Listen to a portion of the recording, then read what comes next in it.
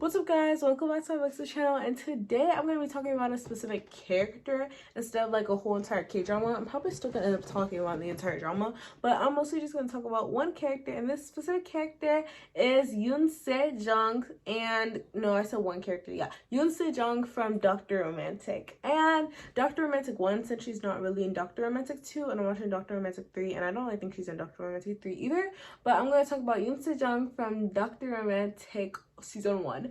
And so Yoon Se-jung, she's like a pretty cool girl, right? I mean, in the first episode, she low-key like cheated on her boyfriend, but that's like technically she told him and she wanted to break up with him anyway, and he was kind of icky anyway, but still, yeah, I'm not trying to justify cheating. I was just, giving you the context, But yeah, the first episode, I'm just gonna go through her little storyline, right? So first episode, she meets this intern. I mean, he's already been there for a while.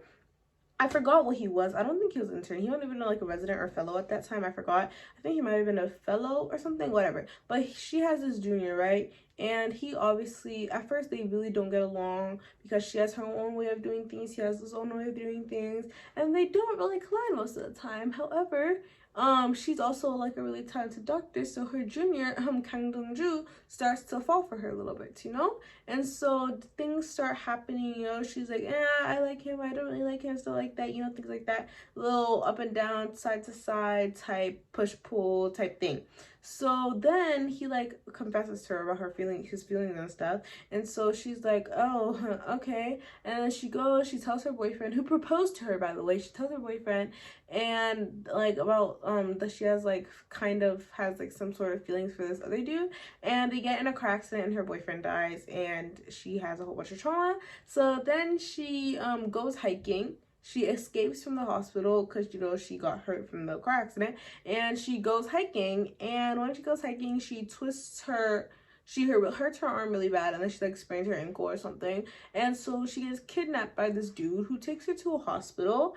And he fixes her up or whatever. And this is all in the first episode, by the way, so all of this like little trauma dumping that I'm doing on you, yeah, this is all the first episode. So imagine how I felt. Okay, there was so many tears, there were so many like scenes that were like high anticipation. There were new characters getting introduced left and right, and I was just like, hold up a second, I barely even know her name, and like you're throwing all of this at me at the same time. And then like, and I hate when they actually, no, I feel like it's good when I start crying on the first episode. That's my motto. The K-drama is good when I start crying on the first or second episode. If there are tears flowing on the first or second episode, that's good. That means the acting's really good, the plot, the storyline got me engrossed and stuff like that. But if you are crying on the first and second episode and I'm just staying there staring like, then something's off, because I don't know, these people were crying so much in the first episode, and it's like, you guys aren't really like that likable as characters. First of all, Kang Do-ju and Yoon Se-jung, they weren't very likable as characters for me at first. So I was like, I don't really care about the fact that you're crying right now. Like, I don't really feel the need to be like crying along with you, because I didn't really have this emotional connection to you yet. And if I did have an emotional connection, it wasn't like a good one. It was like a bad one, like a bad emotional connection. I had bad emotions towards you. But yeah, it wasn't really eating, honestly. But yeah, the first episode was very interesting. I literally just had to pause and I had to decide whether I wanted to continue watching this drama or not. And that was a decision for me. I was like, oh, should I keep on watching it? Should I not? Should I keep watching it? But then I heard so many good things about Dr. Romantic, and I have my second lead couple that I really wanted to see on screen, but they only come out in season 2, and I could have just watched season 2, but I also wanted to watch season 1, so I was just like, ugh, fine. Whatever, I'll watch season 1. And I watched season 1, but I'm going to talk to you guys about that later. But the first episode of Dr. Romantic was literally a roller coaster. If you want me guys to continue talking about the rest of Yoon Se-jung's character, I might go to like Kang Dong-ju or something like that. But Yoon Se-jung, I actually really like her. Like, the first episode, she was kind of annoying. There were some scenes where she was also kind of annoying. Kang Dong-ju, it's like a love-hate relationship with him. I low-key hate him, but I also like him sometimes, because there's sometimes that he did eat, honestly.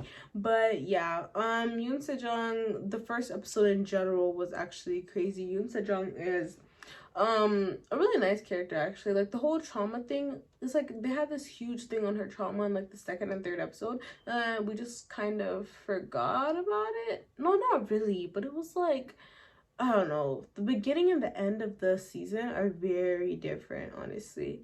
And they have this new character being introduced, and they have the dude who took her from the hill or from the where she went hiking from the mountain and took her to this countryside hospital. He has a whole backstory too, and the junior also ends up going to the hospital that she works at. And from the first episode to the second episode, there's like a whole 5 year.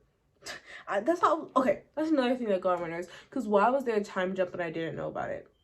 Like, why am I sitting here confused about this time jump? Like, just do 5 years later.